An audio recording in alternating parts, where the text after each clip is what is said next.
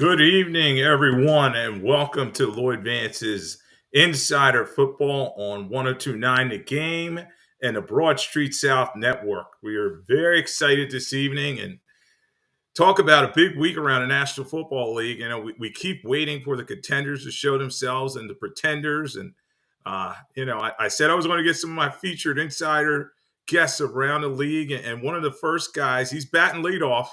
I know it's Red October here in Philadelphia, so we're talking baseball still. But we got Mike Tanier leading us off as our featured insider guest. And Mike is a writer now for The Messenger.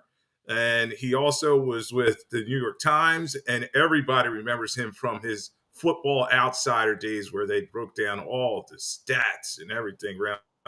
They were the first guys. PFF tries to say they were first, but Football Outsider is the first guy with all the metrics. So, we're glad to have Mike here. Mike, how you doing, man? How you doing this evening? I'm doing great. I'm glad you said batting leadoff because I was sitting here and I was like watching film of the Vikings Chiefs game from yesterday, and I'm hearing things in the neighborhood. And like, there's a baseball game on. The Phillies are playing. What am I doing? But I kept watching the Chiefs to give you any idea of the commitment I have to the NFL. Yeah, I got the TV on too, and the Phillies will be there.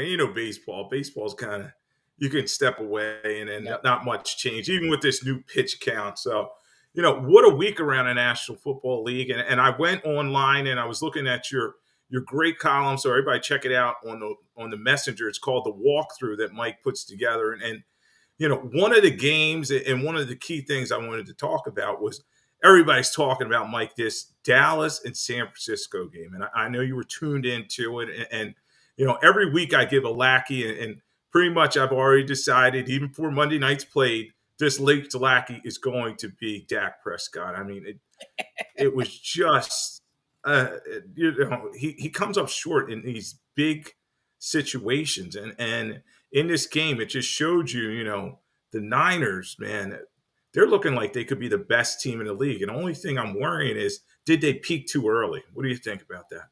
Yeah, I don't know what peak too early means. If you get hurt, that's a problem. If you stay healthy, I don't think it is a problem. Aaron Schatz, formerly of Football Outsiders, now with FTN Network, did the numbers. The 49ers, this is the best 49ers team after 5 games of all time. So think of the 49ers. Think of 49ers history. Joe Montana, Bill Walsh, Steve Young, Jerry Rice, all those teams, even the last couple of years, with most of these guys, Garoppolo quarterback. This is the best start the 49ers have had in modern football history. We don't do 1954, but that's telling how good they are right now. Yeah, and 15 straight wins, and when I look at this team, I don't see a lot of weaknesses on them. They have Trent Williams, one of the best left tackles in the game. You got Brock Purdy. Everybody's focused on, he was the last pick of the draft and all that. But this guy's playing at such a high level. 9 touchdowns, no interceptions, leading the NFL in passer rating. And then defensively, I always love talking about defense. And Fred Warner, I mean, he is just playing he's a possible MVP candidate the way he played yesterday. So, what are you seeing when you look at this Niners team? Warner's outstanding. Greenlaw was outstanding. So in a league where linebackers have been devalued a little bit, they have 2 of the best there, and that makes a difference. Of course, it helps they're playing behind Hargrave and Bosa and Drake Jackson and Armstead and all these guys. And, Aaron Schatz and I were on a podcast. We were looking for weaknesses, and it's like the secondary is not a strength. The secondary of the 49ers plays well because you only have a half a second to throw before the pass rush is on you. If you can get it blocked up, you could probably make some big plays against them. Dak did early in the game, got a big play against that secondary. The offensive line on the right side isn't a particular strength. They got younger players on that side. Williams is on the left side. Shanahan knows that. So you can't just load up to try and pass rush on that side because he's going to run a screen to the other side with McCaffrey or Debo. So even when you find their weaknesses, they have an answer for those weaknesses. Makes them very hard to beat. Yeah, and McCaffrey is just, right now he leads all rushers with about 500-some yards, and I think he has about 6 or 7 touchdowns rushing. And he didn't have a huge game this week, but he's playing at a level you're almost talking about, for the first time in forever, a non-quarterback has a chance in MVP race. and he has a chance. I think Tyreek Hill should also be in that conversation. Oh, What yeah, we'll he get does, to him in a second. but Yes. like the non-superlative McCaffrey game is still a game. I think he had a touchdown or maybe two. I forget. Um, Yeah. Yeah. One. Yeah. when it's 2nd and 12 and you throw the screen pass and you know it's 15 yards. That's the thing he adds to this where Purdy can throw it downfield. He's showing that he can do that downfield. He doesn't have to very much because if you can dump it off to McCaffrey and get all that yak, and then you can convert 2nd and long, 3rd and long on it, that's a big difference. Oh, and also, McCaffrey doesn't have a big day. It's because Kittle has 3 touchdowns. So they just next man up. You just turn to the next guy if you try to stop one guy. Yeah, and as you look at this game on the other side of it, we talk. Everybody wants to talk about the Cowboys. Even though I'm in the Philadelphia area, there's so many Cowboys fans, and what can they do? It seems like they're a good team, but when they face an upper echelon team, they're like I say, Clubber Lang. They're a paper champion. They just can't. They can't. They look good, but they fold. What can Dallas do to kind of change this around, or is this who they are at this point? You have to think it's who they are after a couple of years under McCarthy. After a couple of years where Dak Prescott has, risen up and like reached the peak that I think you're going to get from this guy. He's not a young quarterback anymore. He's in his prime. You look at the construction of the roster. If this roster isn't it, when you've got Micah Parsons playing the way he's played this year, when you went out and got Brandon Cooks to put next to CeeDee Lamb and both of them are healthy, or CeeDee Lamb's healthy, when you go out and get Stephon Gilmore to go next to Diggs, okay, Diggs gets hurt, they get injuries in the secondary, you're supposed to have come up to solutions to that. And you're still 3-2, and you're still getting hammered by the 49ers and tripping over the Cardinals. And I think, part of it's that's it. If you go out against the elite teams and you go like 50-50 against them, that's fine. That means you're in their company. If you go out there and trip once in a while over a bad team, that's okay because, sometimes teams look past it. When you do both, you're telling everybody this is who we are. We're not like a finished product. We don't have the attention to detail. We don't have the coaching, whatever it takes. You're doing all the things that create disappointments for the franchise, for the fans. Yeah, and I've always said Dallas is an interesting situation because obviously their owners, their general manager, and I just think sometimes he's short-sighted in terms of building his roster. He builds it, constructs it the old NFL way. He wants a running back. He's going to pay him all that money. Yep. That offensive line probably about 2, 3, 4 years ago, they were the best, and he put a lot of money into that, right. And they were moving to change. But now it's a passing league first, and you can see that CeeDee Lamb is visibly frustrated out there. Right. He's visibly frustrated. And you're right. It doesn't seem like all the pieces are always in place at the same time because they had the great offensive line. It looked like the defense wasn't ready. When they were trying to build up to that, they paid Zeke so much money. It got weird, and they had to lose some of the guys in the secondary they had originally. But still, if you look at this roster all the way up and down in terms of the front-end talent, in terms of first-round picks who play well. They have first-round picks who did pan out, not just Parsons, but other guys. This should be it. Okay, and it should not be 3-2. Maybe it should be 4-1. Maybe they lose last night's game in a close one. You should beat the Cardinals. But however you slice it, it just does not add up to some of its parts. Yeah, and I always look at the NFC East because that's the area that I'm in, and we'll talk about the Cowboys' main rival, the Philadelphia Eagles.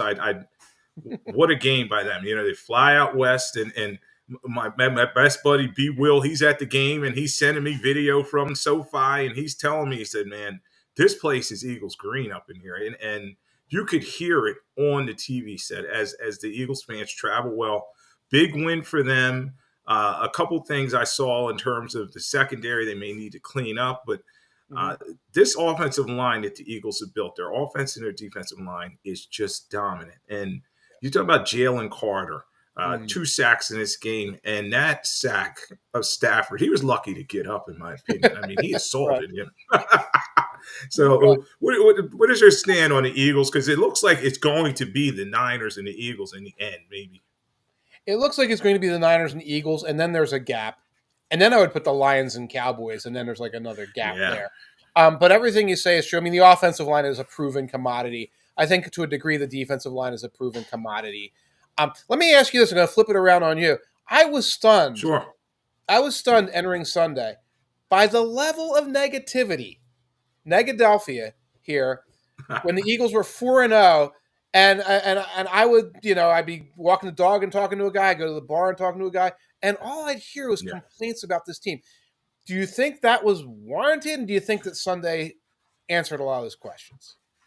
Well, it's a glass half empty, half full. Around here, some fans are all they're Phillies up, as we were talking about with baseball, but also when they look at the Eagles, their expectations are so high. I think from last year, making the Super Bowl, and last year they had such a great run. They had all 22 starters from the Yeah, first game also played in the Super Bowl. So they had a lot of health. And I've been preaching each week, because I've had a lot of family members and stuff saying the same thing. It's not about style points in the National Football League, whether it's the Eagles, the Chiefs.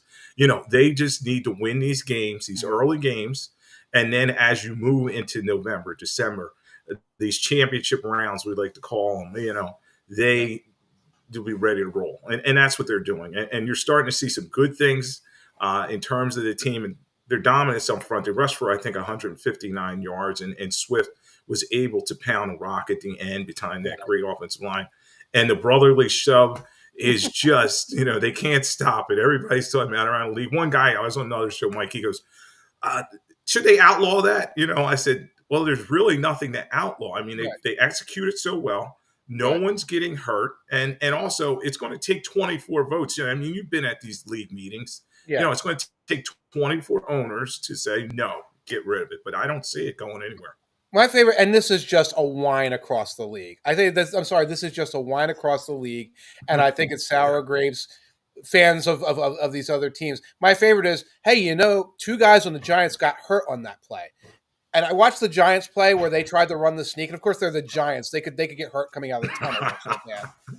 And granted, the center gets hurt. Okay, the tight end is nowhere near the shove. Okay, the tight end gets hurt on that play. Yeah. He is way out here. No one's pushing, shoving. He's on the edge. He's just bad at football. He gets knocked around and he gets hurt. So don't tell me two guys get hurt on this play just to like brush up the numbers and make an argument for it. Okay, if centers are getting hurt on this play, then it should be banned.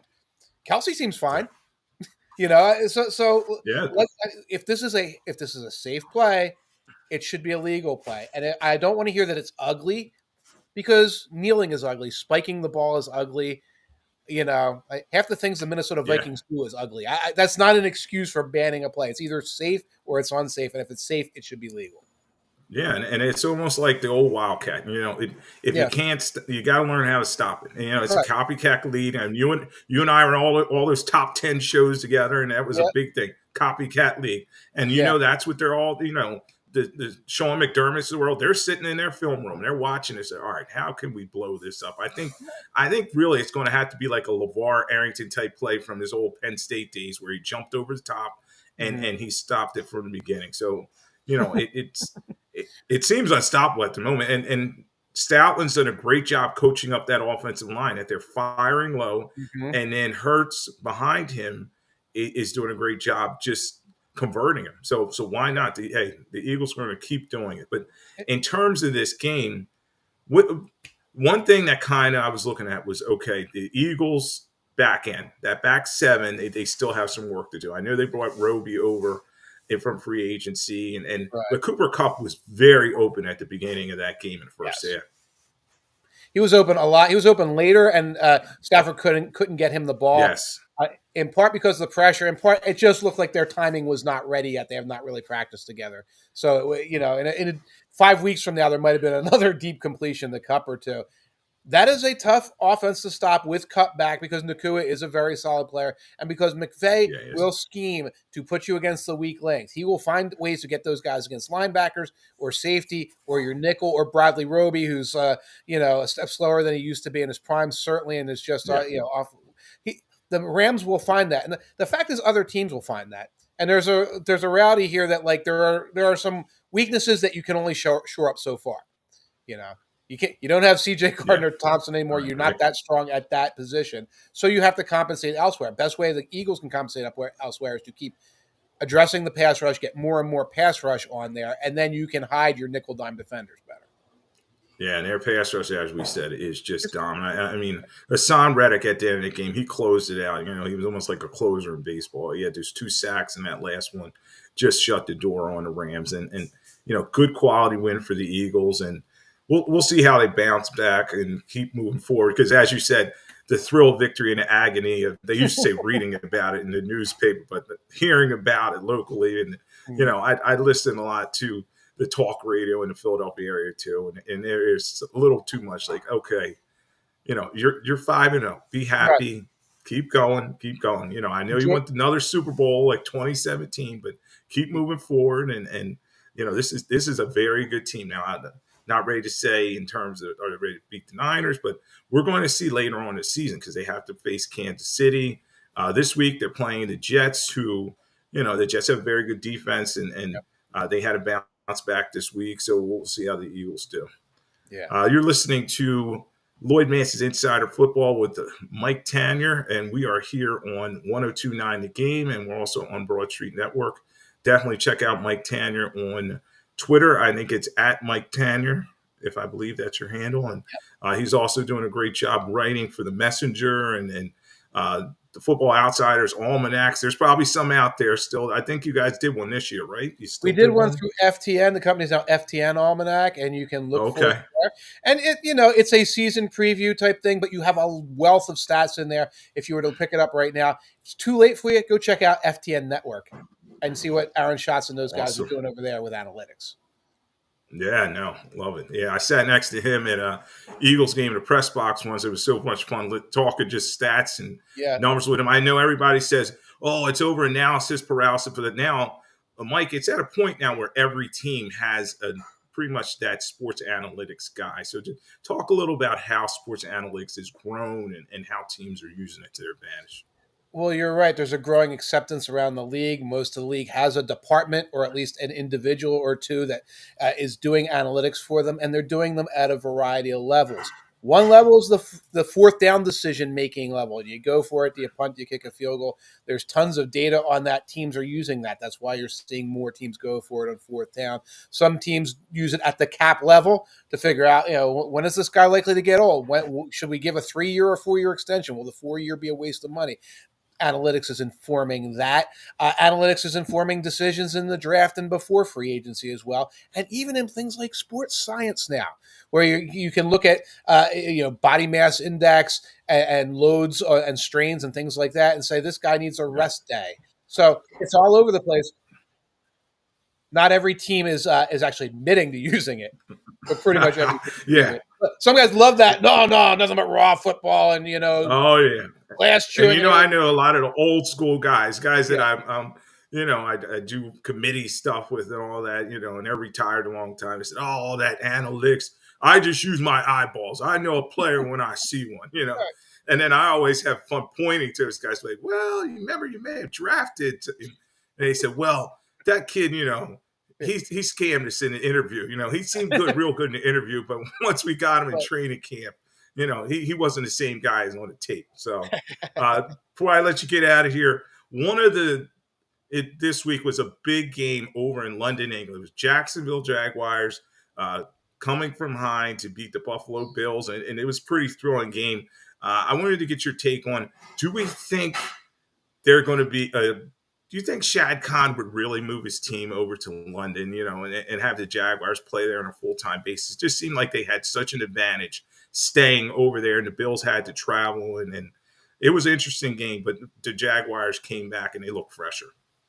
I feel, and I think that is the case. I think the Bills always find an excuse in games like this. So suddenly jet lag was a big problem for them. And it's like, yeah, sometimes you guys go to Seattle, right? Sometimes you go to LA. That's a long distance too. It's not that much Yeah. shorter than the trip to London. Shad Khan might do it in a vacuum, like if nothing else was the case.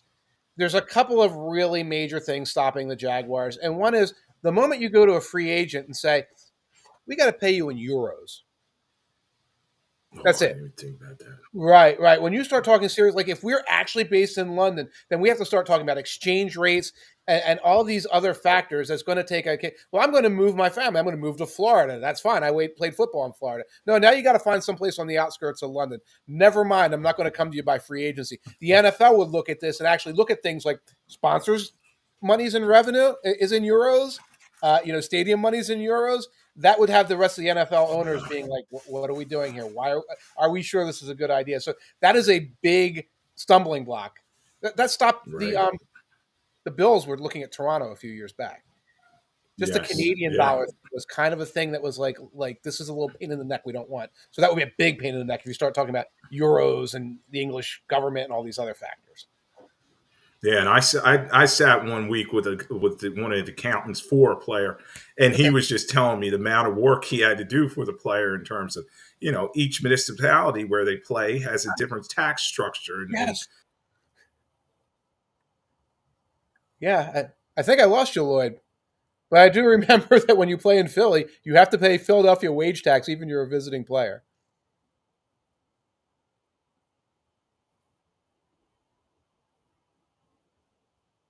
I have no idea if I'm on the air or not. Hey, producer.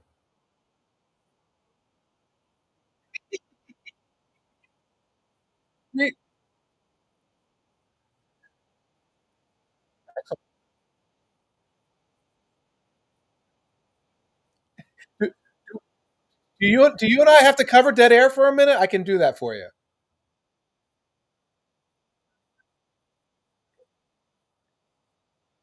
Okay.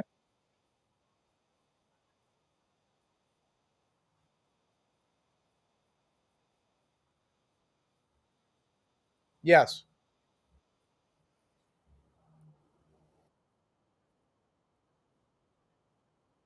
Yes.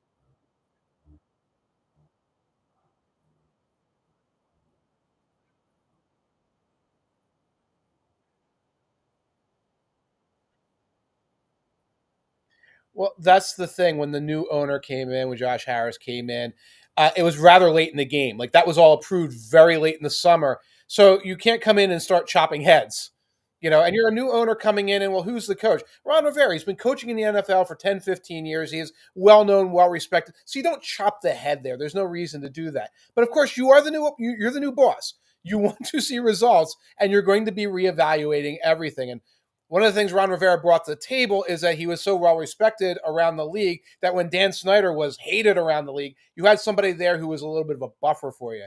Harris, I don't think, needs this buffer. I don't think he's interested in that buffer. So Rivera has to get results, and we haven't seen them. I think early in the season, the Commanders were a mild surprise. Offensively, they do some things right, but Sam Howell is taking a lot of hits. It's increasingly looking like he might not be the answer long term. So why isn't the answer in place? So I think it's a situation where Rivera has to produce. Otherwise, the new owner is going to put his stamp on his new toy.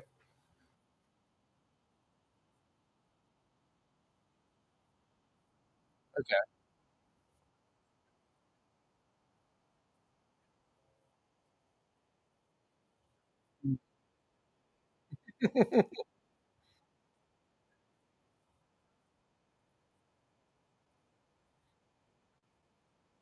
Mhm.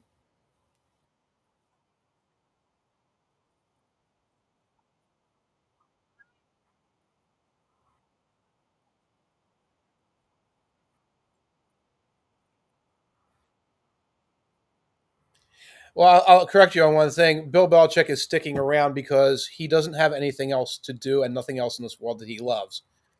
This is the job he loves and wants to do. He doesn't want to go fishing. He doesn't want to go and be in the booth and all. So you're going to have to kind of pry the team away from him. I think the time is coming to pry the team away. I think Robert Kraft should be laying that groundwork. And one of the conversations and I wrote about this in the Messenger. If Belichick is resistant and you don't want to fire him right away because he's a living legend, and Robert Kraft might not want to make that sudden move even at the end of a bad season, you have to take personnel control away from him. So you can turn to Belichick and say, I'm going to fire you if you don't accept me bringing an outside general manager to work with you and have final say on the final roster. You have to do something like that because this team is falling apart kind of in a locker room situation because they simply do not have the talent to compete with the opponents they're facing because Belichick is not a good personnel guy, certainly not anymore.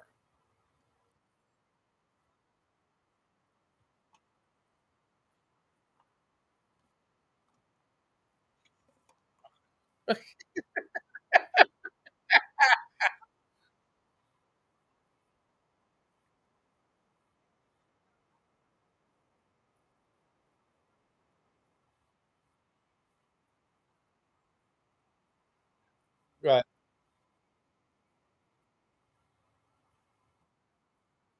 Mm-hmm.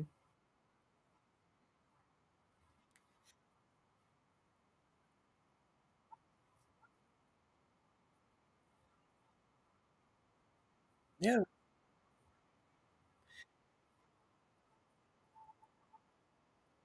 But young doesn't matter if the players aren't good. And I think players on defense are good, but you're seeing Mac Jones kind of go in the wrong direction. And you're not hearing all these great young names rising up on the offensive side. Oh, this blossoming star. You know, you see that like in Jacksonville. Like this is the blossoming star. You might see that in Detroit. You're not seeing that in New England at all. But it's just entertaining to hear Belichick say things like, well, it's not all his fault. Like, well, no one thought that, Bill, until you brought it up. Like these subtle little dissatisfaction with Mac Jones messages that he sprays out there every week. And it's like, Bill, this is your quarterback. You handpicked him. You groomed him. You accepted all that next Brady talk when that was being landed on him. Now you've made this bed for now. You have to sleep in it because you did not find a replacement and you did not pick good offensive coaches or receivers to help the young man out. Yes.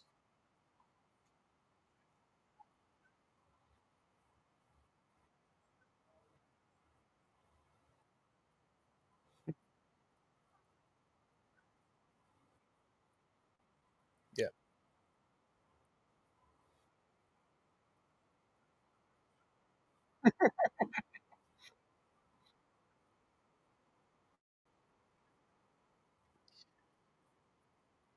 Uh,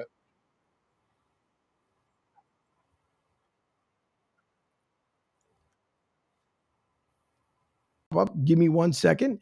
As I popped in the wrong, there you go. So you're back. now you placed yourself. So Things well, over here there until you are. yeah, and until Lloyd gets back here, and apparently my producers tell me that no one can hear me except for you at the moment. So I just kind of switched camera angles until things happen. But no, it's it again. I just feel bad, Mike. It's pretty tough to see that. Obviously, we've seen other teams kind of turning things around. You also have Joey Burrow at the same time too, which okay, I this one take I would love to get from you. Mhm. Obviously, he has that calf injury. He Yes. doesn't want to go completely out, which Right. at this point you're looking at surgery, I guess to for better terms, because I think he tried some rehab thing, it didn't work out too well. So Right. now at this point, you would be looking at getting surgery. Is it time for the head coach or even Joey Burrow just to say, you know what, I need to kind of step away. Let's help this team bounce back. Maybe Right. we can still get into the playoffs. Maybe depending on what kind of surgery I have, if we get to that point or we're a wild card spot, maybe I could still come in and help this team out. It's tricky. I was advocating for that on the messenger 2 weeks ago. I said it's time for Burrow to take the rest. And then he came out last week and he threw a couple touchdown passes to Jamar Chase, and that's great. I don't think he's healed. I don't think that solved the problem. The Cardinals are terrible. The Cardinals have no pass rush. The Cardinals have no secondary. You could stand stationary if you're Joe Burrow and play pitch and catch with Jamar Chase and get that win, and that's kind of what happened. They've got the bye in 2 weeks. They've kind of lost their window to say, oh, you can rest, maybe have a tiny procedure done, have the bye, and then come back. So at this point, I think they're in for a penny, in for a pound this season, unless they shut him down and punt on the year. There's another element to all of this, and this is, once these guys become $250 million men, can the coach still say that to the guy? Like, does this power dynamic get weird? Like, it got weird with Russell Wilson. Russell Wilson decides this, not Pete Carroll. got a little weird with Carson Wentz in Philadelphia, where it's like Doug's just letting him set the timetable here. We're seeing it, by the way, with the Browns, if you're paying careful attention with Deshaun Watson. No one knows what the timetable is, but Deshaun doesn't practice, misses a game that we thought he was going to play, said he was going to play, then didn't play. You get stuck in this weird thing. It's admirable, or you assume it's admirable when Burrow wants to be out there. But are there people saying, it might be better for the team? Like, no, I am the leader. I am the champion. I'm the commander. Get out there. He could play himself into an injury. He could play himself into a bad habit under those circumstances.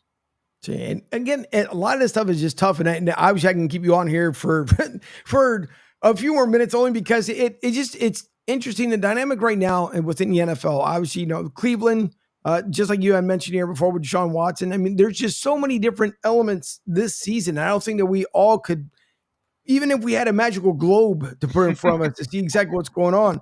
But then you also have the Texans too, which obviously they're trying to turn things around. Head coach, listen, your hats off to him. They shouldn't have lost the game yesterday, but they're doing a good job. CJ Stroud obviously trying to do the best he can. He's got 162 attempts. I want to say at this point without one single interception, which is good to see from that rookie, because we know during the preseason, and again, preseason, we all got to take it like a grain of salt. Yes, we would love to see our guys perform well. We know he was shaken up a little bit during the preseason, but now it seems like he's finally started getting into a little bit of a stride. So the Texans and D'Amico Ryans, are they starting to come into their own, thinking that maybe this season, for all intents and purposes, maybe people saw him as 5 wins. But yesterday, that was a grueling match against Atlanta. Yeah, it was. And if they had, Atlanta gets down and kicks a field goal at the end. They get a couple of plays. They get in field goal range. They win the game. If the Texans are 3-2, same game otherwise. Young Wei Kim shanks a kick. Everyone's talking about the Texans as the greatest big thing in the league. And I was as impressed or more impressed with the Texans yesterday than I was in the 2 weeks before that when they won the games. And the credit should go to Stroud, of course. Stroud is playing well as a rookie. The credit goes to D'Amico Ryans. The credit goes to that head coach. And when you watch that game yesterday, you saw the defense got the ball back, and Stroud looked like a rookie. He could get a first down or two, kick a field goal, get a first down or two, kick a field goal. No big mistakes, but not like this elevated game type of thing. It is an offensive line full of backups and rookies that is playing well. It's a defense that doesn't have all the pieces in place at all, playing well against other halfway decent teams. And that is the good building block. That's the good foundation that the Texans have not had for years, because they were not being run very professionally as a franchise. It's nice to see that D'Amico Ryans, he finally did get that head coaching spot. Texas obviously needed to make a drastic change during last season to this season, which I think they're starting to finally head in that right direction. And it's great to see. But I want to bring on, before we let you go, I know my co-host normally on my show on Broad Street South, he's been waiting patiently in the green room because him and Lloyd were supposed to take over. So I'm going to switch myself over with my co-host as he jumps in here. It'll be Ryan Neff. Ryan? You can't. Ryan, you're muted. You're muted. Ryan, you are muted. That's because Angel told me to mute it, and I'm getting old. I'm starting to short-term memory. Anyway, Mike, thanks for being on. Thank you. In reference to the Cowboys, I have said this for years as a former Cowboy fan. The reason why I'm not a Cowboy fan anymore, about 10 years ago, I got tired of Jerry Jones's BS. Can't do it while he's the owner, the GM, handing every cookie jar. He basically said to himself after he fired Jimmy Johnson, I am not going to let anybody take that kind of credit for our success ever again. Right. When you run Bill Parcells out after 3 years, because he can't take... I've pled to the man, if you really love Cowboy Nation, sell the team, let Steven gain more control. Yes. If you just like a Jeffrey Lurie or the Rooneys, where they hire top-notch football people and they sit in their skybox and they enjoy and they reap the fruits of their labor, who's gone after this year? McCarthy over Dak? Dak's gone over McCarthy? Or are they both gone? McCarthy's probably going to go. The Dak situation is interesting because that contract is looming. And these contract situations in Dallas always turn into big dramas. They always have these extra layers to them along the way. Zach Martin was trying to get a all-pro guard was trying to get a contract, and it turned into this 5-step operation in the offseason. So that's interesting. But the head that's going to roll is McCarthy at this point. It's easier to replace even a well-known coach than a quarterback, and quarterbacks are not necessarily hard to find. And one thing I'll say about Jerry and Steven has taken on more control over the last few years, and I think that has helped the team a little bit. It's not like it was in the late 90s and early 2000s when it was really goofy times. And as Tanier, you there? Oh, we lost Mike. GM, and they're not as good as the Cowboys. So I'm not giving Jera and Steven that much credit here, but they've at least managed to make a professional team. Look at what the Bears do. Look what the Jets do. And it is actually remarkable that they've gotten as much done in Dallas as they have, as frustrating as it can be for a fan. Yeah. Well, Angel, I think Lloyd's back, eh? No, maybe not. Mike, I'll just follow up with the Buffalo Bills. If they really want to be taken seriously, and I know the Jags are an upstart team, I get it.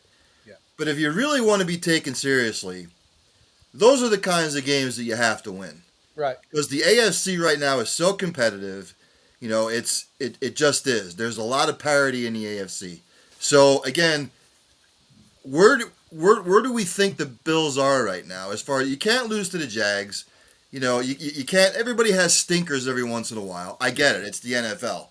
But again, if you want to really be taken seriously as an NFL Super Bowl contender, those are the kinds of games you have to win. The Bills are the Cowboys with lower self-esteem. That's who they are. They make those ride kinds of mistakes.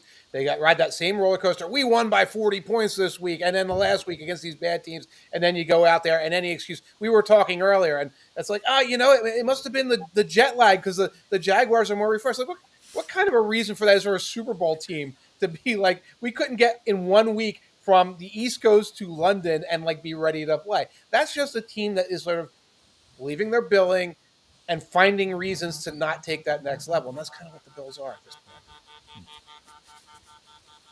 Yeah, definitely. Can everybody hear me now? Yes. Were you guys were talking that whole time? Yep. Yeah. I was talking to myself. Oh, well, Angel, next time we'll have to, I don't know. We'll have to make sure that we have all our I's dotted, T's crossed. So I know Mike's got to run, and I wanted to get him out here. Mike, what is the biggest – Ryan last week and I talked about the biggest surprises around the National Football League. So in your eyes, the player, team, what's that biggest surprise, positively and maybe negatively? The negative would be the Bengals and their start, although the Barrow injury explains it. Biggest surprise, we saw him on the field yesterday, Puka Nacua, a 5th-round pick out of BYU. I believe that's the case. He didn't come from nowhere. We saw him at the Senior Bowl. People had a look at him. And the idea that he was going to come in and lead the league in receptions and keep the Rams offense viable and help them win a couple of games, and how phenomenal he looks overall as a possession guy, as a guy who can get deep on you, as a blocker. He's been the biggest surprise in the NFL. Yeah, and then negatively, the New England Patriots, what is going on with them, and will Belichick survive this season? We did a little bit of that with Angel. And I keep going back to this.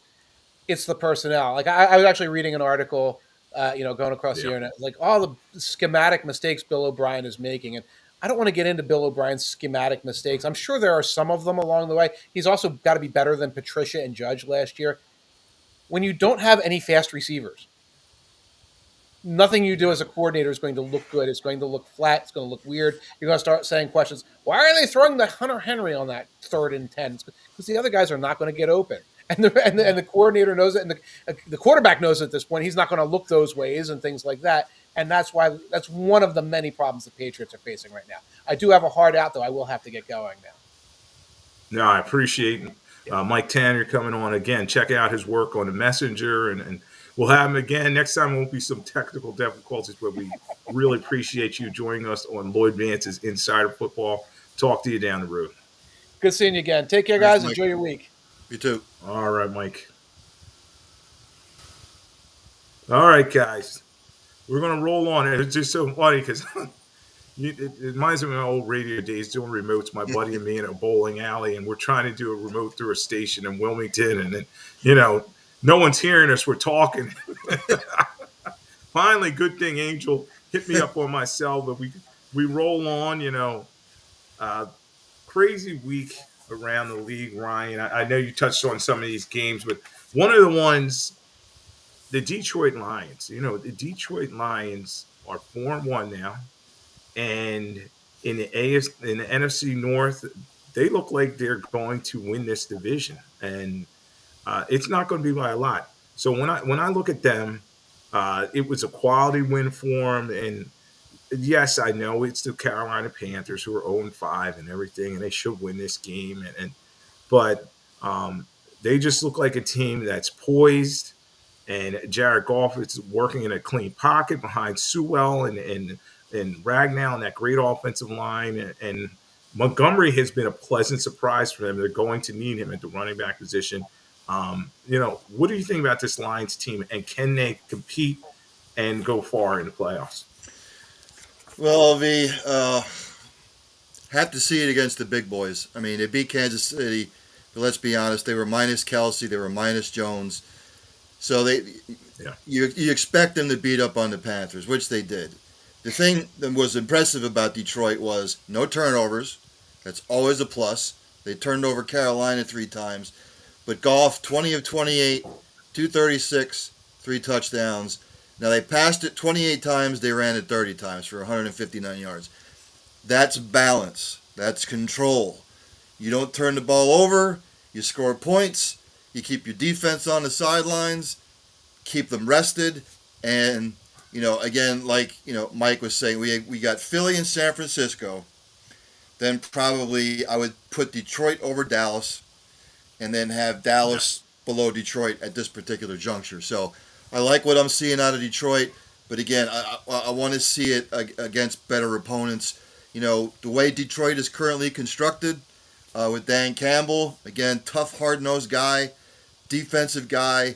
He has them playing up to what they're supposed to be this year. So we'll see where it takes them. They're 4-1. So again, I normally say, come to me after the halfway point of the season, because then you know what you really have. Yeah, and usually around Halloween or week 8 or so, you really can get a good picture of these teams, and some of them may not even make it to that point. Quite frankly, some of them are. It's incredible how they're reeling and they're falling fast, and then you start wondering, okay, there's no tanking in the NFL, but it's a team pack it in. They looking towards off season, and they start looking, okay, can I get Caleb Williams? Can I get Dake? It's going to be a long end of the road for some of these teams, and particularly, you talk about the Denver Broncos. I mean, you saw the frustration there with Sean Payton and Russell Wilson after that sack and the fumble, and they're sniping at each other, and it was a winnable game for them, but they just can't get out of their way, and now they have a lot of injuries, and their offensive line's just not playing the way that they want to. When I look at Denver, I think that's going to be a total rebuild going into next season. Yeah, Russell had the costly fumble. I mean, he didn't throw any interceptions, but yeah, I mean, what do you say about Denver? Sean Payton, shoots his mouth off in the offseason, and now you're 1-4, and it's probably a worse coaching. It's probably worse coaching this year than it was last year. He's not, and Sean Payton, he's bickering at Russell Wilson. He's pointing the blame at everybody else. He's, point. But I never hear it come out of his mouth, I've got to do a better job, or this is on me, or we're seeing none of that. Yeah. The frustration with Russell Wilson. Payton, yeah, go ahead. No, like George Payton is their general manager. He's got a piece of it as well, but the new owners, the Walton Penner Group, they're the Walmart money. They decided to bring Sean Payton in. They traded. Don't forget, they traded a first-round draft pick and some other things for Payton to bring him over from the Saints. He was still under contract with them. And you're right. Everybody says this is the Hackett Bowl, but he opened his mouth, and then you had the Jets team rally around their offensive coordinator, the former coach of Denver, and it was a good quality win in terms of them. On the other side of the coin, and Zach Wilson was spectacular, but he was getting the ball out of his hands, and that defense is extremely dangerous. And you got to tip your cap to Breece Hall, who they're running the ball down people's throats. He was just dominant, and I think he's going to be the lead back there as Dalvin Cook kind of goes to the background, and we'll see how that all plays out. But they had a good win there, and now they're moving towards the Eagles this week. Yeah, and it's quite evident to me now the last 2-3 weeks what the Jets are going to do, and that is, they ran the ball 32 times for 234 yards. That's all about ball control, controlling the clock. Don't put Zach Wilson in too many inopportune situations. So it's obvious to me what the Jets are going to do going forward. We're going to run the ball down your throat. We're going to play solid defense. It was a turnover machine on both sides. It was 3 turnovers to 2 turnovers. But if the Jets can keep this formula, I'm not saying they're going to make the playoffs, but they'll be there toward the end of the year. All Zach Wilson has to do is play within himself. They run the football. They play solid defense. And I think they could go 9-8 or 10-7. Yeah, and as always, I tell everybody with this new playoff format, there's 7 teams in each conference, and you can get in there 9-8 or maybe even 10-7. The opportunity, the way sometimes these conferences shake out. We saw it last year, obviously with Tampa Bay. They had an 8-9 record to get in the playoffs because they won a very bad division, but it may not take much. And with that defense, Sauce Gardner and the Williams brothers, they have some guys on that defense that can get after you, and you can win ugly. Speaking of winning ugly, the Pittsburgh Steelers. This is a team, I know you and I talked. We all counted them out.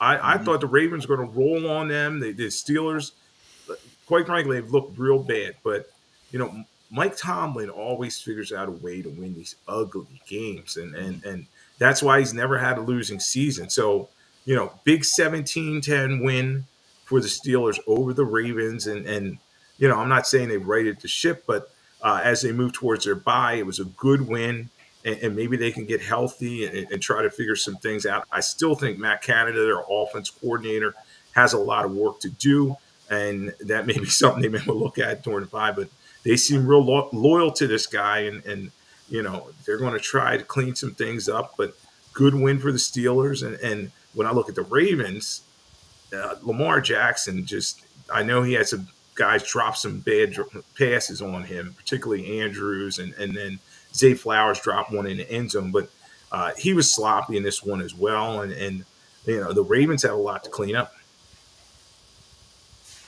Yeah, it's, you could tell Lamar was frustrated all day.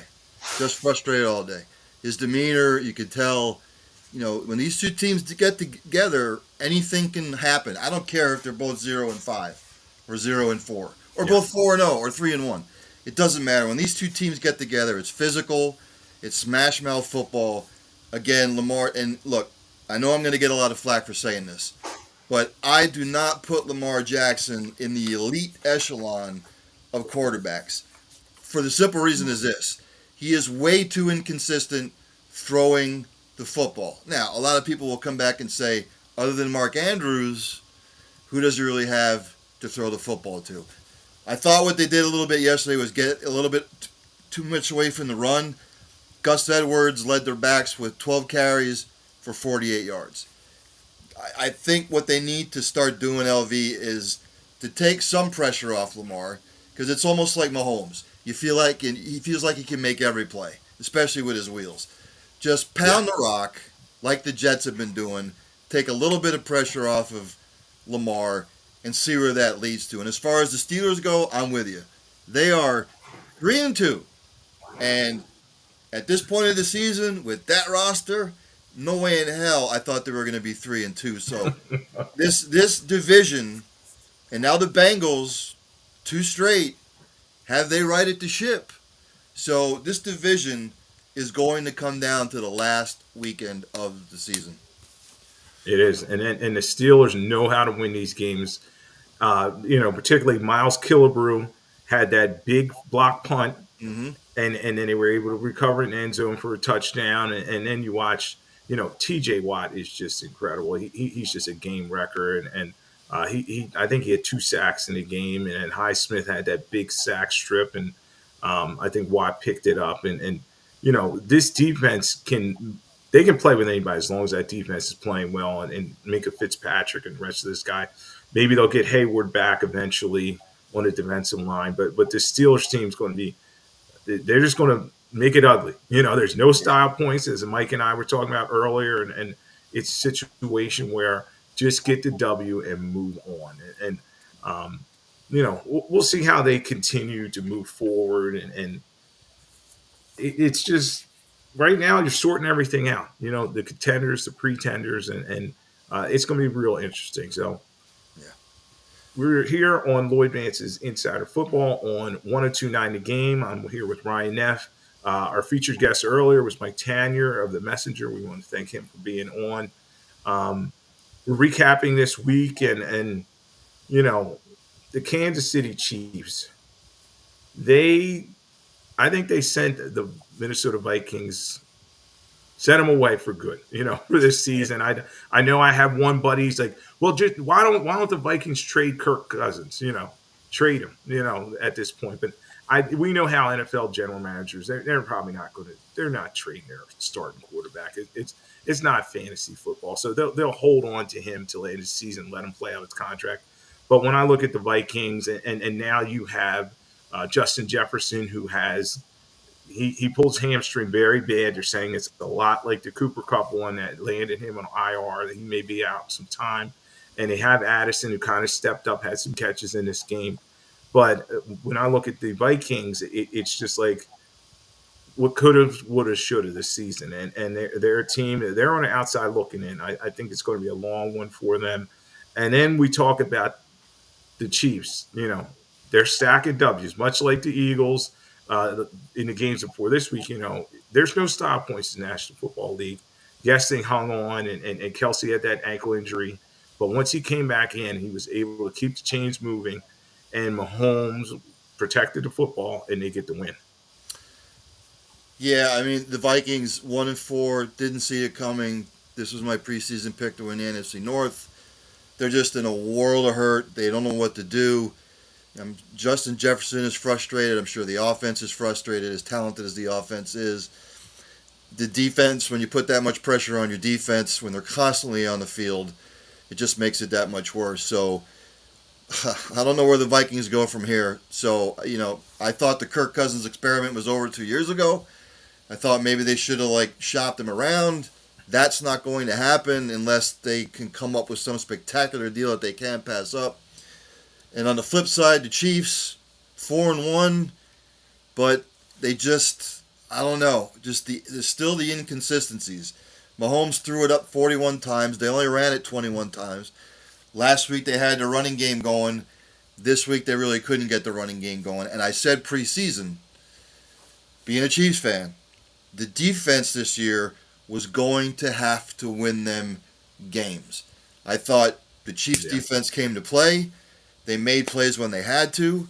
And again, along down the line, their defense will have to continue to play like they are because, like you and I have discussed in the last couple of weeks, LV, Kelsey had 10 catches for 67 yards and a touchdown, and then you can sprinkle in the rest. But again, they don't have that top-notch number 2 receiver to complement Kelsey being the number 1.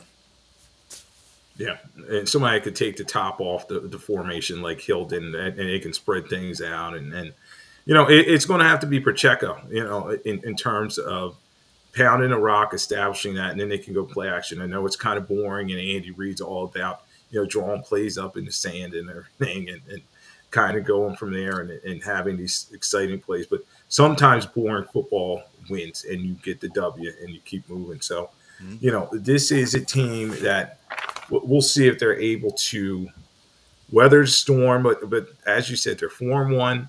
I don't think that Miami Dolphins is 72 are too worried. I think it's just a matter of time before one of these teams loses. And yeah, okay, the Eagles and the Niners are looking very powerful at this point, but they're the only two undefeated teams left. And also, conversely, the 2008 Lions and I forget the 2016 Browns, the two winless teams in NFL history, they don't have anything to worry about either, because I think eventually Carolina is going to win a game too. Bryce Young is going through a rough patch. Somebody was just saying, do you think making that deal was the right thing? He doesn't look like he's the number 3 quarterback out of all the 3 first rounders that were taken, and I would agree at this point. The only thing is Richardson. You worry about that health with him. He's hurt he has a shoulder injury. The Colts did have a big win, but Gardner Minshew, is he going to be able to lead this team as he did this week? Yeah, it was a big win over the Tennessee Titans, 23-16. The Colts now lead that division at 3-2. Do you think the Colts can keep this going, or what do you think in terms of Richardson and his health? I said a couple weeks ago, fear the Minstache. He just, he comes in, he's carefree. He doesn't get down on himself. He knows what his limitations are. He knows what his strengths are, and he didn't. I mean, he came in. He was 11 of 14 for 155 yards. He didn't turn the ball over. And again, what do we say, LV? Zach Moss. I know Jonathan Taylor was back, but they're going to ease him back into it. How about that? Yeah, Zach Moss, 23 carries, 165 yards, 2 touchdowns. A lot of people got rid of him off their fantasy team because Taylor was coming back. And again, it's with this division. You look at the Colts, and again, there's a formula. You run the football, and you're successful at running the football. You control the clock. You keep your defense rested, and they can come in and do their thing. The Titans, we know who the Titans are, LV. Henry, pound the rock, try to play solid defense. Hopkins went off. He had a breakout game finally. But with this Colts team, it's very much, let's run it.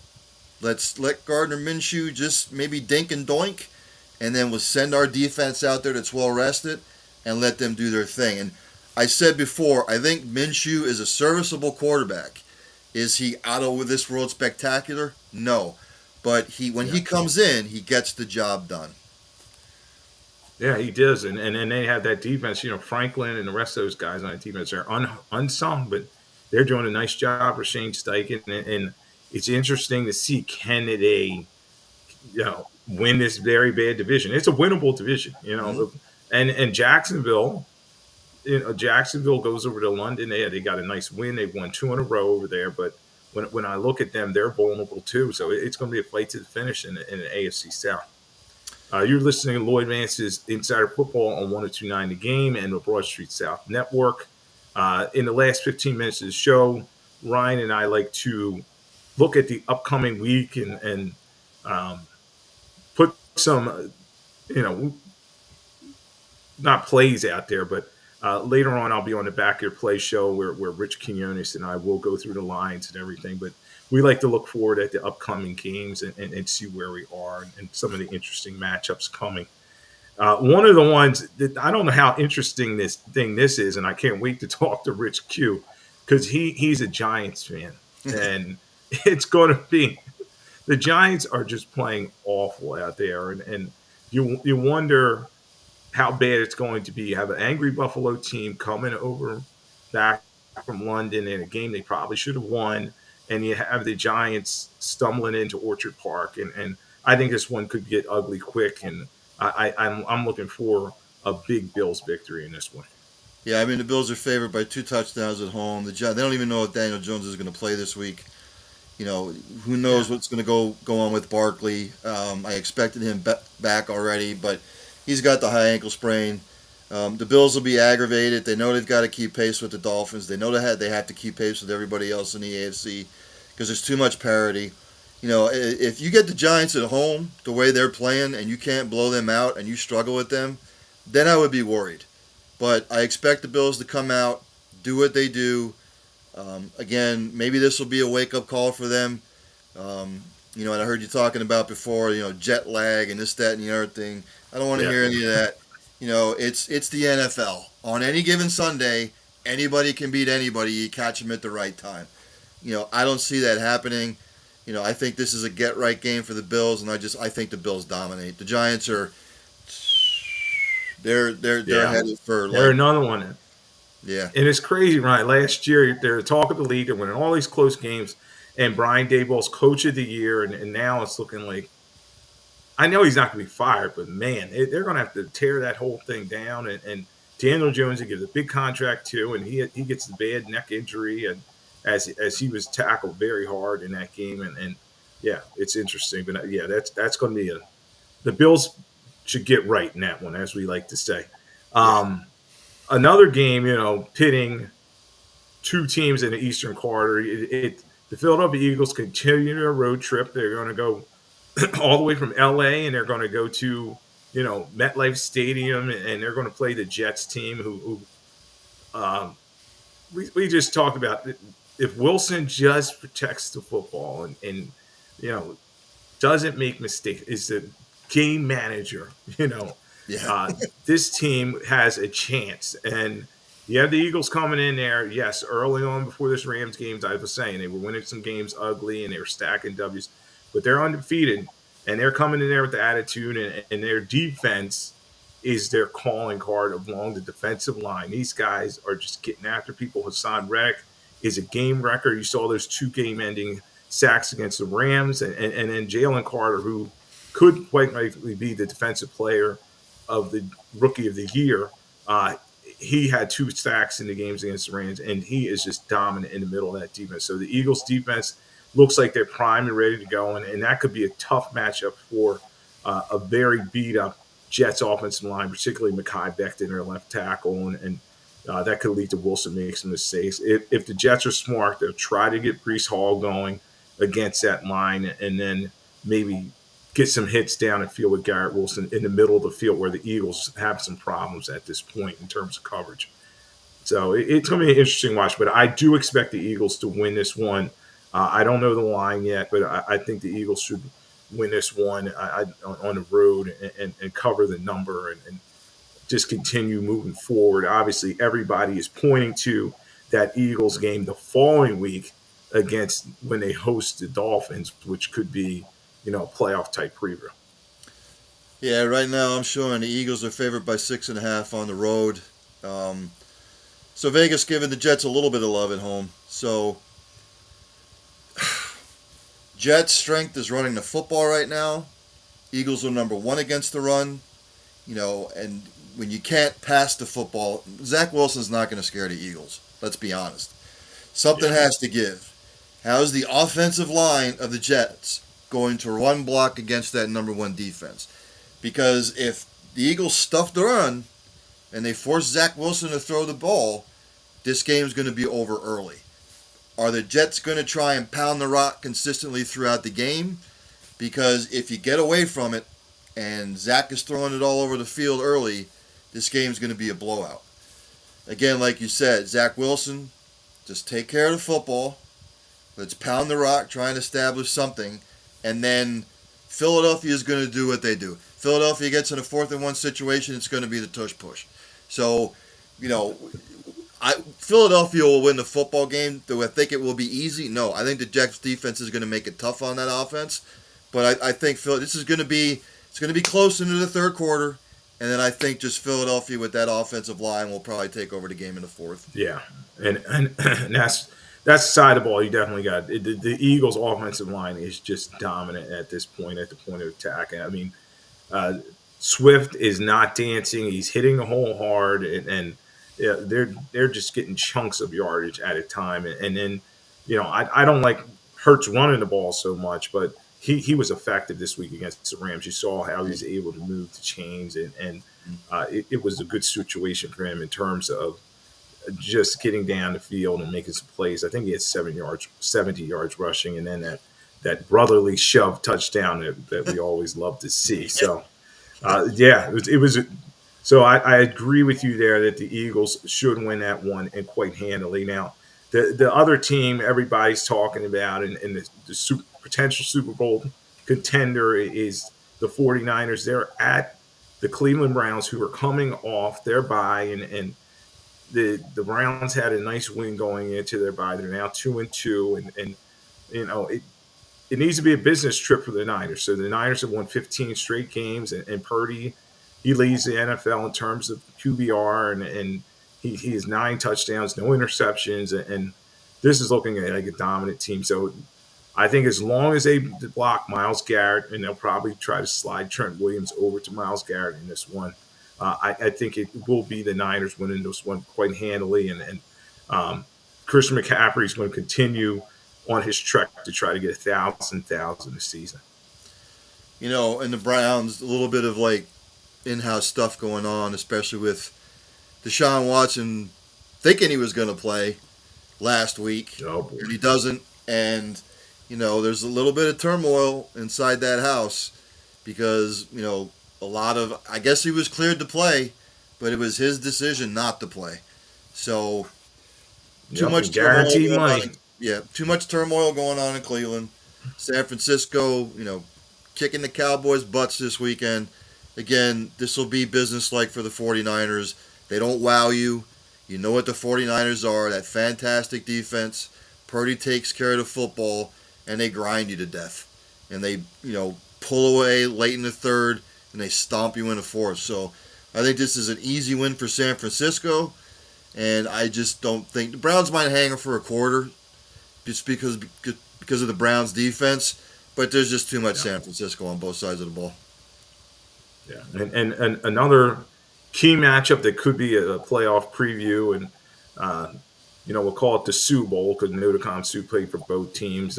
You got the Tampa Bay Buccaneers, who a lot of people, they're on their bye, so a lot of people aren't talking about them. They're 3-1, and they are hosting the 4-1 Detroit Lions. So this is going to be an interesting battle as well. I think, the key obviously is Baker Mayfield, who's been very efficient this season in terms of protecting the football. He's not making mistakes, and I'm not sure Mike Evans is going to play in this game. He was very beat up with that hamstring. Maybe be a lot of Chris Godwin in this one, and they'll spread the football around. But it's going to be interesting to see if the Bucs can handle a Detroit Lions team that's red hot, and they're probably getting back Amon-Ra St. Brown in this one, and then Montgomery's running the football downhill. Yeah, if St. Brown comes back, this is a Lions win. If he doesn't come back in time, they still have capable receivers. Montgomery running the football. Jared Goff needs to take care of the football. And again, the defense right now is playing solid. Which Baker are we going to get? Is it going to be the Baker to take care of the football, or is it going to be the Baker that tries to force stuff? I think he tries to force stuff too much. Sometimes it's hard coming off a bye. You got to try and get back into the swing of things again with playing in a game. So, again, I think this will be close for a while. Tampa Bay's defense might keep them in the game a little bit, but I just think, again, it'll be a second half game for the Lions, and the Lions pull away in the second half. Yeah.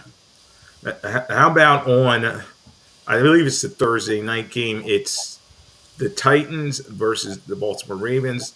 Both those teams stubbed their toe last week, and it's a situation where they need to get right, and we talked about Lamar Jackson and his struggles with turnovers, and I think he has 6 fumbles this season that lead to NFL, and he's not taking care of the football like he needs to be, like the MVP candidate that he was at one time.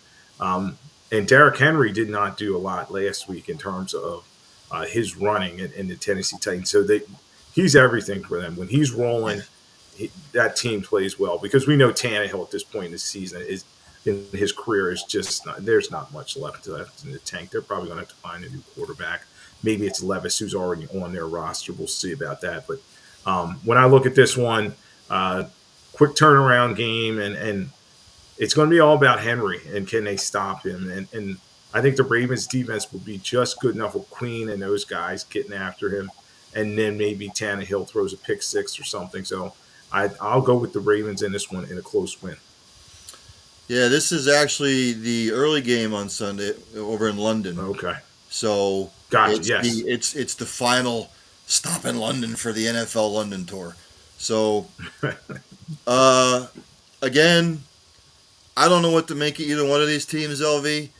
We know what we're getting with the Titans. You know what they're all about with Vrabel. The Ravens, how do you pick yourself back up against losing to one of your rivals in the fashion that they lost it? I see potential issues for the Ravens offense. I really do.